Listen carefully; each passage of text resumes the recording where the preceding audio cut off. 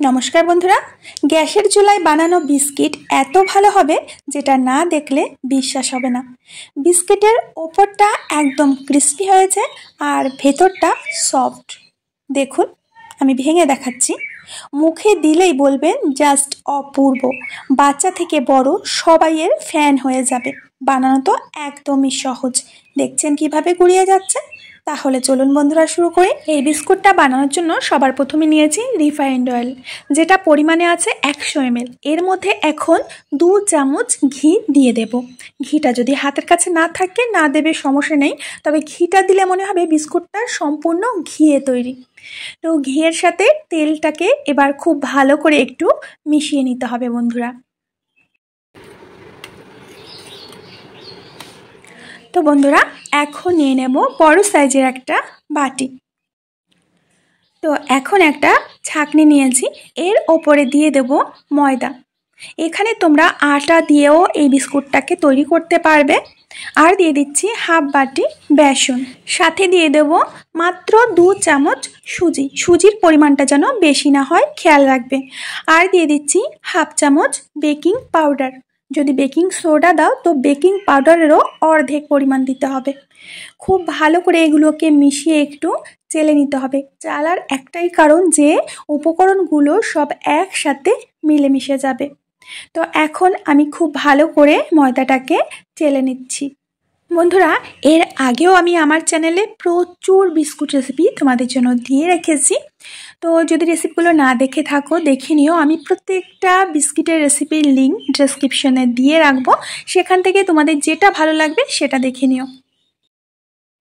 তো আবারও আমি ছাঁকনিটা নিয়ে নিয়েছি। এখন সেই বাটিরই হাফ বাটি চিনি গুঁড়ো আর দিয়ে দেব সাথে হাফ বাটি মিল্ক পাউডার।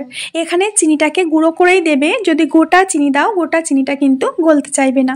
তো খুব ভালো করে আবারও একটু চেলে নিচ্ছি যাতে চিনির দানাগুলো একটাও না যায়। তো এখন এই উপকরণগুলোকে খুব ভালো করে একটু চামচ দিয়ে এইভাবে মিশিয়ে নেবে।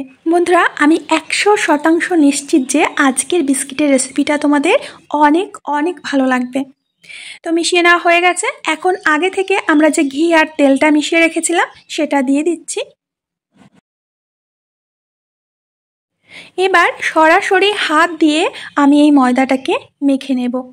এখানে সব উপকরণের পরিমাণগুলো তুমি যদি ঠিক রেখে বিস্কিটটাকে তৈরি করো, বিস্কিটটা তৈরি করতে কোনো সমস্যা হবে না।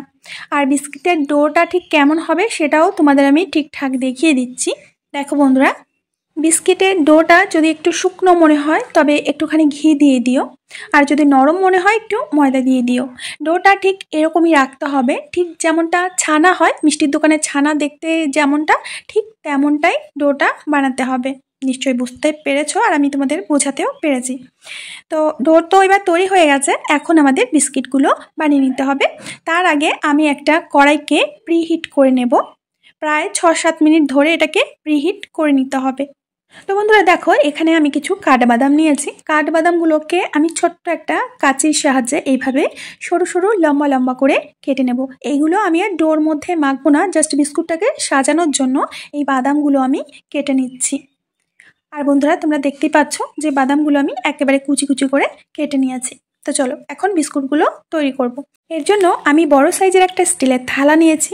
এই থালার উপরে আমি একটু তেল ব্রাশ করে দিচ্ছি। তোমাদের হাতের কাছে বাটার পেপার থাকলে সেটা কেটে দিতে পারো। তো আমার কাছে নেই বলে আমি তেলটা ব্রাশ করে নিচ্ছি।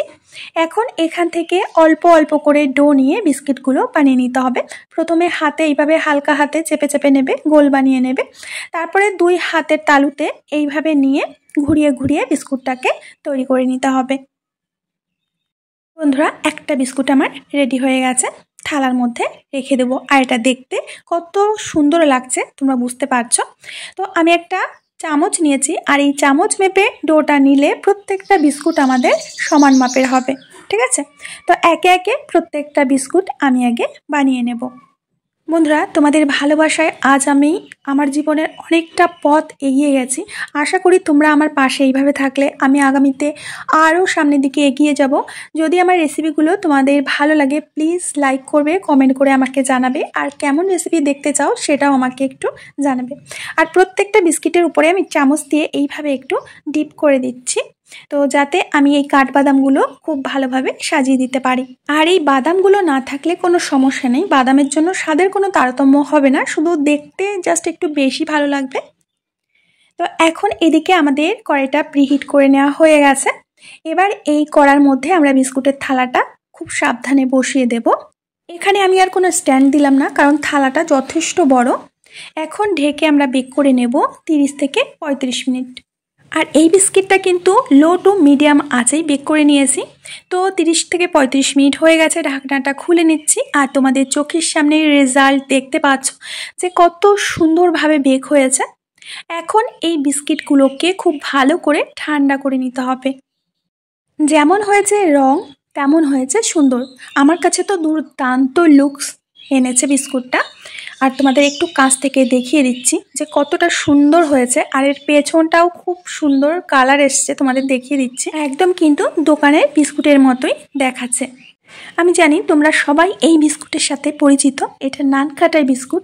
আর নানকাটাই বিস্কুট যে রান্নার তেল দিয়ে গ্যাসের চুলায় এত সহজভাবে করা যায় এটা অনেকেই জানে না। বন্ধুরা, আমি 100% গ্যারান্টি দিয়ে বলছি, এই বিস্কুট তুমি যাকে একবার খাবে সে আর একটা চেয়ে খেতে বাধ্য হবে। আর এটা তোমরা একবার বানিয়ে 3 থেকে 4 মাস পর্যন্ত স্টোর করতে পারবে। আর ভাঙাতেই বুঝতে পারছো বিস্কিটটা কতটা পারফেক্ট হয়েছে। আর এটা মুখে দিলেই কিন্তু মিলিয়ে যাবে। আর বন্ধুরা দেখতেই পাচ্ছ হাতের মধ্যে একেবারেই গুড়িয়ে যাচ্ছে। তো বন্ধুরা, মনে প্রাণে আশা করছি আজকের রেসিপিটা তোমাদের অনেক ভালো লেগেছে। যদি ভালো লেগে থাকে ছোট্ট একটা কমেন্ট করে জানাবে। আমি আজ এখানেই বিদায় নেব, আবার দেখা হবে নতুন রেসিপির সাথে। ততক্ষণের জন্য সবাই ভালো থেকো, সুস্থ থেকো আর সকলকে সুস্থ রেখো।